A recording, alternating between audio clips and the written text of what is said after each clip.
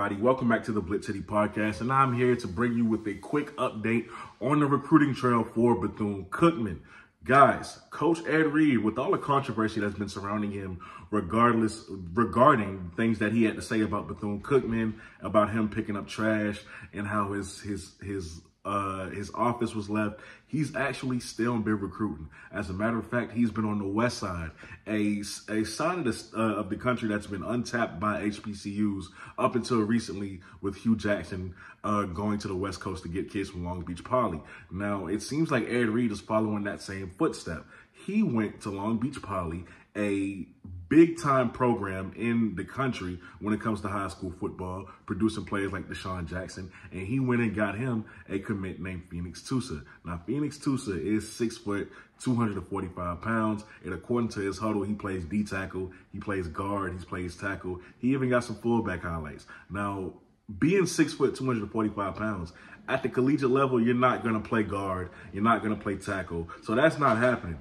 But you will see him on the defensive side of the ball. And looking at his tape, I can see he's a firecracker. And I love how he plays. And he's going to have to continue to be a firecracker and be creative in ways when attacking the quarterback, because he's only 6 foot tall. But do not let that deter you, because there is more than one way to rush a quarterback. James Houston, not comparing him to James Houston at all, but James Houston is only 6 feet, 6'1", and you see what he's doing in the league right now and what he was able to do for Jackson State. It just depends on where you put him. Ed Reed, being a defensive-minded coach, I don't doubt that he will find a way, or whoever's on his staff, they're going to find a way to use Phoenix Tusa to the best of his abilities. Now, Coach Reed, being a defensive-minded coach, I know he has to be on the forefront when it comes to recruiting, along with his recruiting coordinator, because these are guys that you are going to bring in, and I know he wants players that are going to fit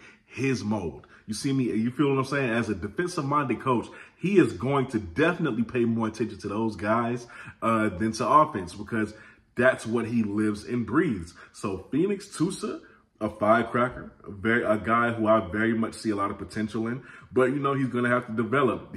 I'm not saying he's going to be a day one starter. It's not looking like he's going to be one of those freshmen who come in and start right away. But what does help him is that coming from Long Beach Poly, a program who produces such high value players and puts them into the NFL, I think he's already coming with the right mindset. He's already coming with the right training and the right expectations. Like, everything is set for him to be successful at Bethune-Cookman. Now, Bethune-Cookman was the only Division I school to offer him. He had offers, but the rest of his offers came from the Division II level. So we will see how Phoenix Tusa plays out at Bethune-Cookman. He is one of Ed Reed's members of Ed Reed's initial class at the collegiate level. So we'll see how he turns out. He could turn out to be a very good player. We don't know. But I am all for the Polys to HBCU movement, so I love to see this. With that being said, if you are a Bethune-Cookman fan, let me know what you think about this down below in the comment section. With that being said, you are watching the BlitzCity Podcast. I'm your host, Kobe Orr, and I'm out. Peace.